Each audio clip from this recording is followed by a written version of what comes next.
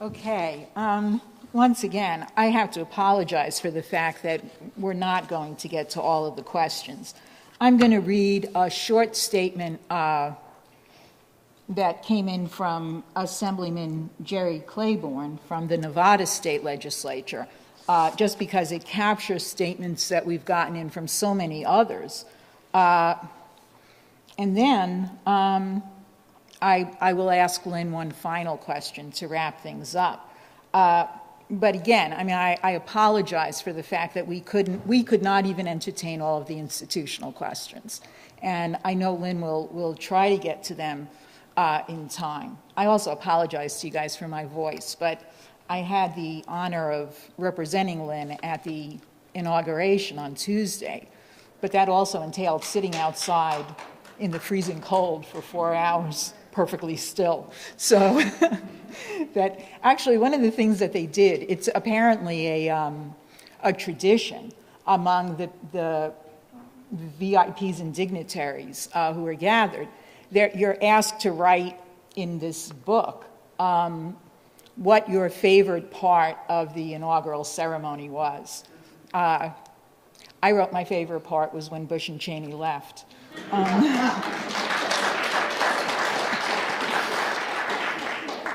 And I felt confident in speaking for Lynn on that. Lynn, the statement from Assemblyman Claiborne is as follows. He says, Mr. LaRouche, my question is more in the form of a statement. I wanted to say that I wholeheartedly support your call for convening new PCORA hearings. It is long overdue. The party's over. The public are dead set against the banks and hopefully will not stand for any more bailouts. We've had enough.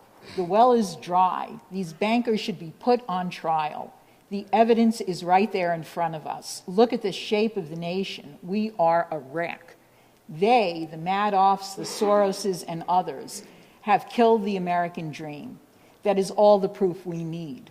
Only an animal would do what the Wall Street boys have done. They're like Jesse James or John Dillinger without guns. March them off to jail, just as you said. I've been a union organizer for over 25 years, and now I serve in the state legislature. I built bridges and power plants, and now these guys are tearing everything down. I support your call for PCORA hearings in the Congress. I know that many of my colleagues do as well. The only question is, what are we waiting for? Otherwise, some guy sent in this question that I can answer. It'll take 2 seconds. He says, as Webster Tarpley tells us, Obama is a puppet in the hands of Brzezinski. And according to Webster Tarpley, Obama will set up conflict and war against Russia and China. Is this true? No. And then the final question comes from one of the people who was coordinating the transition. And he says, Mr. LaRouche, over these last months, you've been extremely generous in providing not only the context in which this new administration must consider its policies, but you've shared detailed analysis and specific policy initiatives. Your input has been invaluable, and we'd like you to know that it has been greatly appreciated.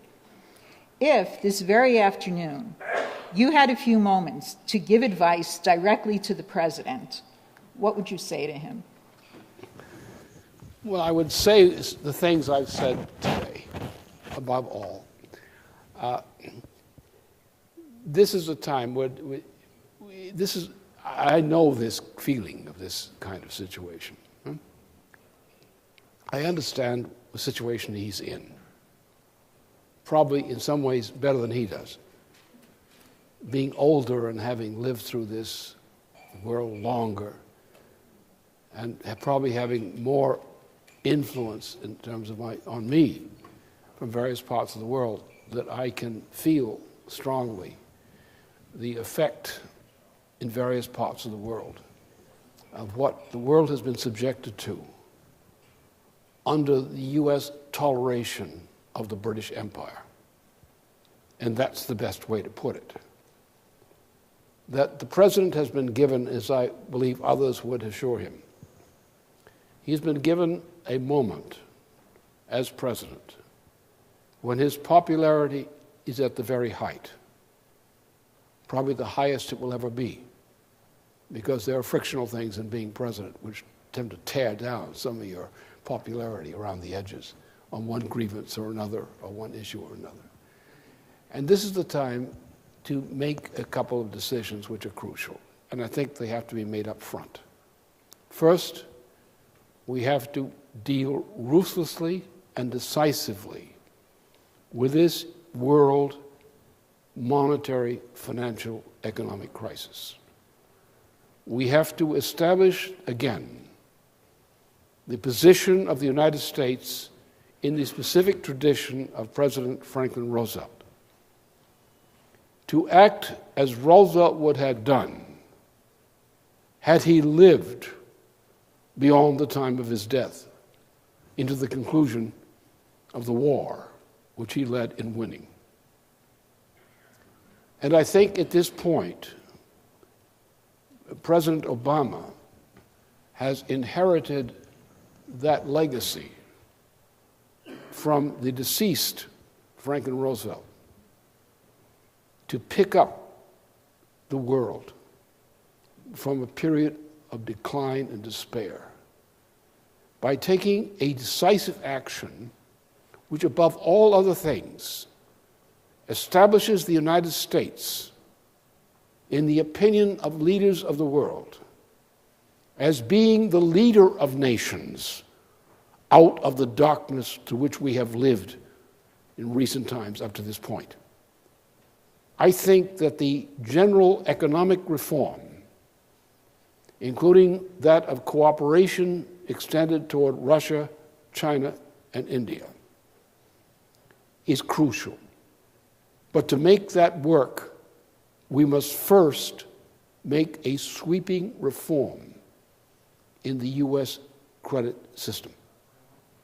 We must establish, as Roosevelt intended, a fixed exchange rate system of credit, not a monetary system, but a credit system, among a number of leading nations of the world, including our own United States, Russia, China, and India. And around this group of leading nations, to lead the world into a general economic reform with the kind of initiatives which I've referred to today. We have to take mankind out of this abyss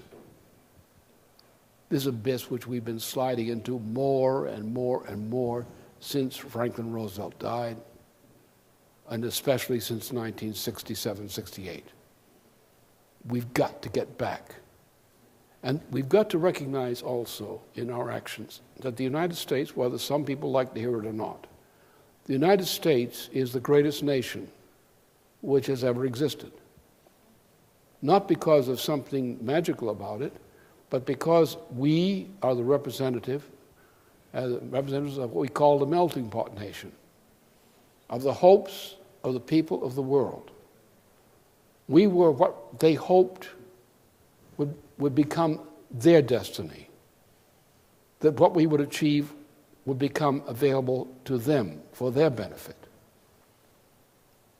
And the President of the United States, I think, must express that in practical ways as well as in voice to the world as a whole.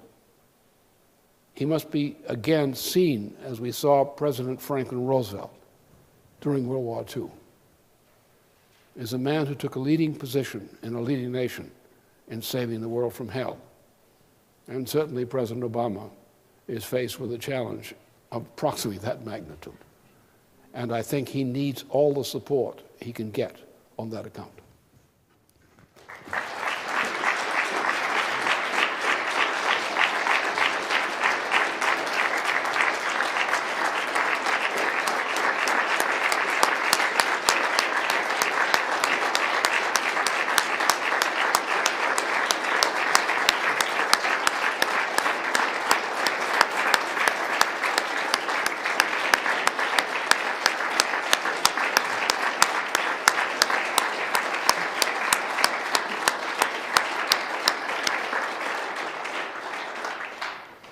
Well, ladies and gentlemen, this brings today's proceedings to a close. I think we can, in a sense, end where we began. We are out of the bushes, but we're not out of the woods. However, the good news is that we have an excellent guide.